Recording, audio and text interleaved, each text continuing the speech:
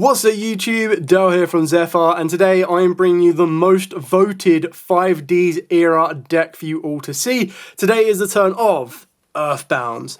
Now, I'm not going to be calling it Earthbound Immortals because technically it involves Resonators. It still has the 5Ds themes. It's all about the Earthbound monsters themselves, but it's not an Earthbound Immortal deck.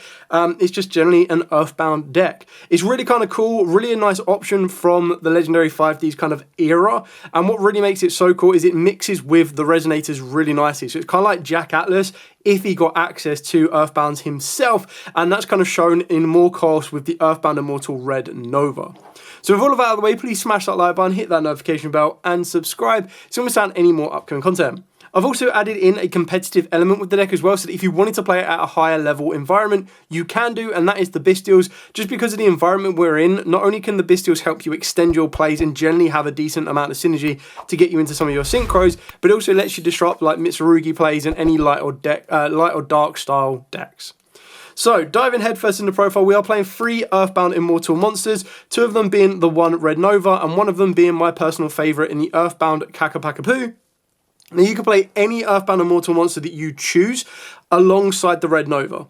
Now, the reason that I think Red Nova is such an important piece in this particular strategy is it can only control 1 Earthbound Immortal monster on the field, but during the main phase you get a quick event to banish this card from the hand or grave to then send an Earthbound Immortal monster or Red Dragon Archfiend from the hand or face-up monster zone to the graveyard to then apply one of these effects. Special on an Earthbound monster from your deck or extra deck, so it gives you direct access to the Pakapoo.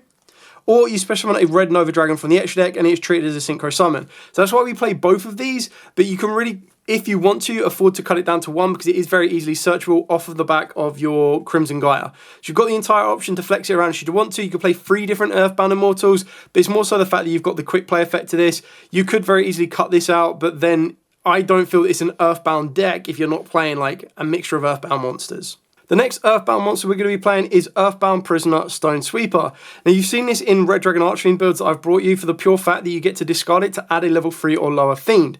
Now, usually for your Earthbound card, the one you're going to want to be able to try and grab is going to be your Earthbound Prisoner Groundkeeper, as this is going to be a much more important normal summon in your strategy for the Earthbounds than going for a Resonator. It can still technically get you access to a Resonator if you wanted to and if you played those particular targets, but it's ideally in here to get you to your Groundkeeper.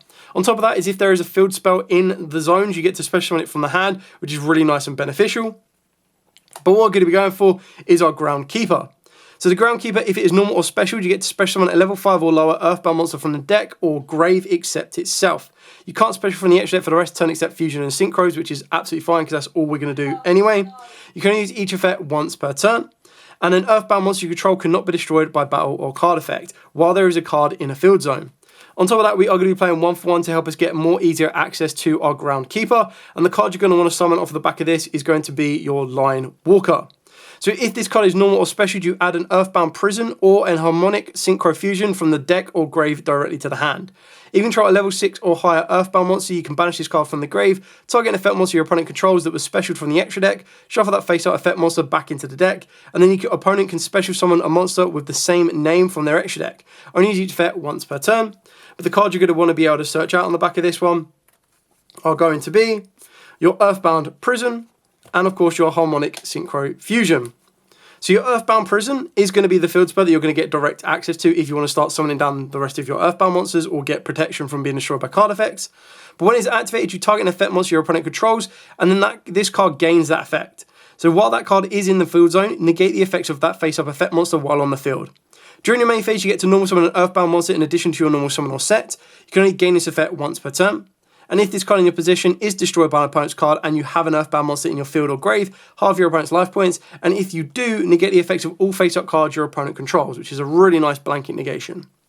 Then the Harmonic Synchro Fusion, you send 1 tuner and 1 non-tuner from your face-up field to the graveyard to special summon both of the following monsters from the extra deck. 1 Synchro monster that can be Synchro summoned using those 2 monsters in the grave as material, and a Fusion monster that can be Fusion summoned using those 2 monsters in the grave as material.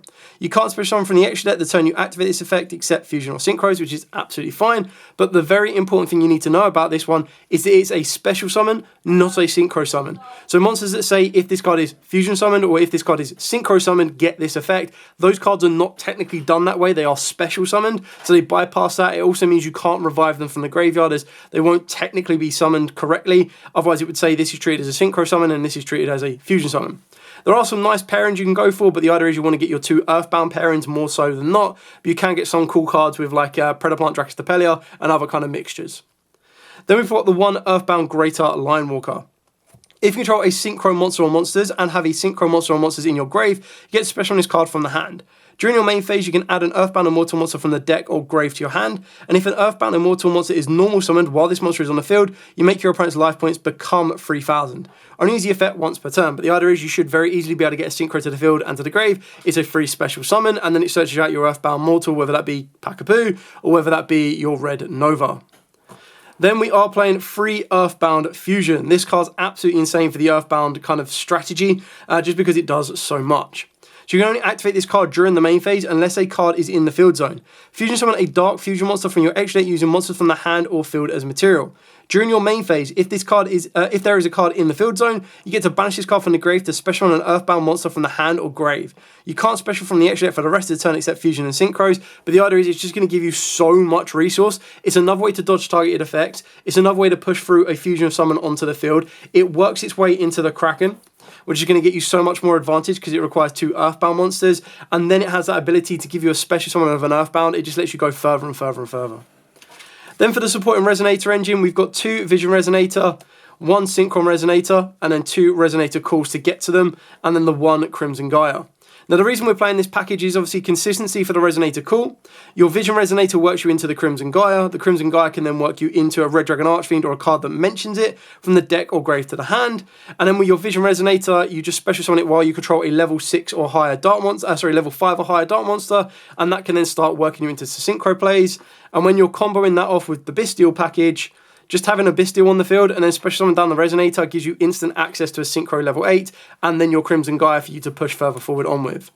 So for the Bystial package, I've gone with Saronir, Magdamoot, Druidworm, Baldrake and Lubellion, so the whole family, backed up by the 1 Regained.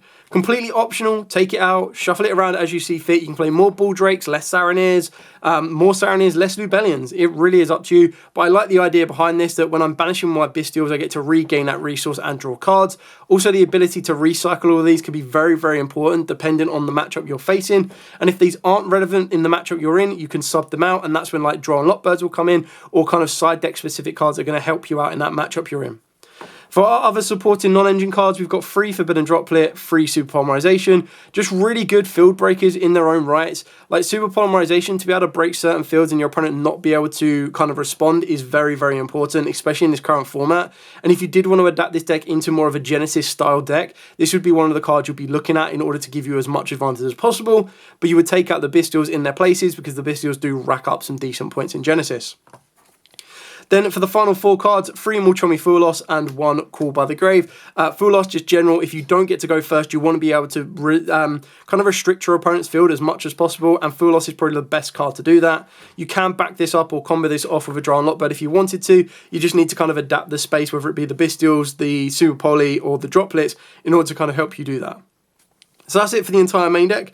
Now to move on to the extra deck. Now the extra deck is going to comprise of fusions and synchros. Surprise, surprise. But those fusions and synchros are actually really kind of cool. So we're going to be starting off with the Earthbound Servant Yugioh. So this card requires an Earthbound Fusion and an Earthbound Synchro. It must be Fusion summoned, and at the start of the damage step, if this card battles a monster, you get to change that monster's attack and defense to 0. If a monster or monsters in your opponent's possession is destroyed by battle or card effect, you destroy all cards your opponent controls. You can only use each effect once per turn. And if this face-up card in its owner's control leaves the field because of an opponent's card, you get to special summon an Earthbound monster from the deck or extra deck. Then the other supporting Earthbound fusions is the 1 Yugioh Kraken and the 1 Yugioh Gremlina. So the Gremlina is an Earthbound monster and a Dark monster, so a lot easier to get into rather than the Yugioh Gresha. So if this card is special, you get to add an Earthbound monster from the deck to the hand. You get to target a Dark Synchro you control, and it can attack directly this turn. If a monster or monsters your opponent controls is destroyed by an Earthbound card, effect, except during a damage step, target one of those destroyed monsters and inflict damage to your opponent equal to that monster's original attack. So when you're reducing your opponent to like 3,000 and then attacking them with an Earthbound and then going, cool, burn off the rest, that could be really useful. The Yugioh Kraken requires 2 Earthbound monsters, and then if this guy is special, you get to add a field spell from the deck or grave to the hand. So it's really important if they do get rid of the Prison, because that's kind of the card that they want to get rid of first before they get rid of your Earthbound monsters, you can then add it back with the Kraken. If this card is special summoned, if a monster is special summoned from your opponent's extra deck, except during dash step, destroy as many monsters your opponent controls as possible that was special summoned this turn. And if you can do, inflict 800 damage to your opponent for each. You can only use each effect once per turn, but the idea is, again, they try to summon from the extra deck, you go, cool, Yugioh Kraken, clear it all off. For the other fusion monsters we are playing, I'll just show you the super poly targets, and then some other spicy ones as well. So for the super poly targets, we've got the one Grura, we've got the one Mud Dragon. Technically, you can also have the Predaplant Dracostepelia, but this is another card that can also be summoned off the back of the Harmonic Synchro Fusion for the pure fact that it requires a fusion and a dark monster. So if you're able to have a monster that can work its way into more consistently, like an Earthbound Servant Yugioh Griffin, which is a dark tuner and then one or more non-tuners, you can actually get this plus a Dracostepelia, which is a nice kind of trade-off because you get 2 for 1. The other fusions that I'm playing is the one Guardian Chimera, so being able to work your way into this card can be massively disruptive, especially when you're looking at, not super polymerization for sure, but when you're looking at your Earthbound fusion, you can only activate it during the main phase, unless a card is in the fusion, in the field zone, but you fusion summon any dark fusion monster from your extra deck, using monster from the hand or field as material. So you can work your way into Guardian Chimera or Dracostepelia if you wanted to. And then the final fusion monster we play is the one Grepher Dragon Overlord of the Dark World. Now, this one is probably the easiest one to make, and the way that you make it is you're going to be utilizing your Muddy Mud Dragon, because it can substitute itself for any one particularly named monster on a fusion monster, this one being Grepher Dragon Lord of the Dark World, plus a dark monster. You could also go for Red Eyes Dark Dragoon, but to do that, your Mud Dragon has to become Dark Magician, and then you need a dragon monster on the field, so you would need to be able to either fuse into another dragon or just get another dragon on the field in order to do that. But that's mainly what these two are in here for. You can cut them out, change them up, doing whatever you need to. For the Synchros, we've got the one Earthbound Servant Yugioh Gremlina, and the one Earthbound Servant Yugioh Griffin.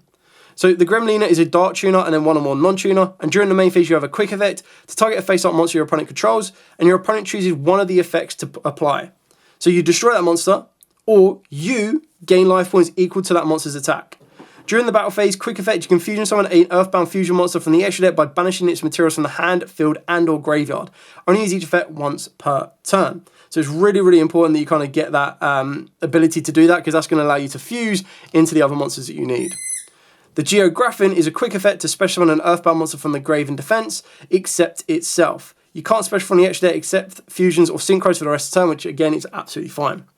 And then if this card in its owner's possession is destroyed by an opponent's card, you get to destroy one card on the field, and then inflict damage to your opponent equal to, for each Earthbound monster with a different name in your graveyard. It's 300 damage per. And then you can only use each effect once per turn. The other synchro cards we are playing is the one Red Dragon Archfiend, so just a generic level 8 synchro that you need to make in order to resolve your Red Nova.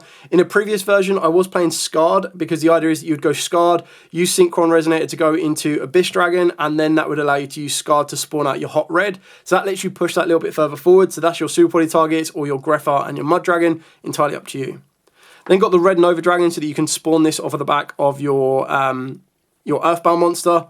You've definitely got a Bystial Dispatter, so your Bystials, and then a Bystials and a Tuner, or of course you can work your way into a Scarred plus a Vision Resonator, anything else in between. And the last one is entirely optional. You choose one or the other, not both. So for a cheaper, easier, quicker, easier access is Arms of the Gen X, because it requires a Dark Tuner and then one or more. And the idea is you'll be able to negate Darks, but then when you put Lubellion in the grave, you'll also be able to negate Lights. But something that's probably going to be a bit more consistent and a bit more aggressive can also be your Chaos Angel. So you choose one or the other between Chaos Angel and the Gen X. It really is up to you what you have access to and what you kind of want to try and make. And that is pretty much it for the Earthbound deck. Side deck will really come down to the environment you're going to. I'd be looking at stuff like evening matches. You're probably going to want to play more Go Second cards. Draw and Lock Birds are also going to be very, very important, because the Draw and Lock Birds will give you that ability to kind of counteract with your opponent, depending on what type of matchup you're facing. And if you really feel that the matchup you're facing will be weak, but you'd want to main deck a particular hand trap, then by all means you do that as well. You've got complete flexibility to do as you wish. But for now, that is pretty much everything for the profile. Questions, comments down below. Always happy to answer them, as the dog has found her squeaky toy as before. But now, thank you so much for watching. Do like, comment, subscribe, share. Till next time, as absolutely always, stay safe. And of course, happy dueling.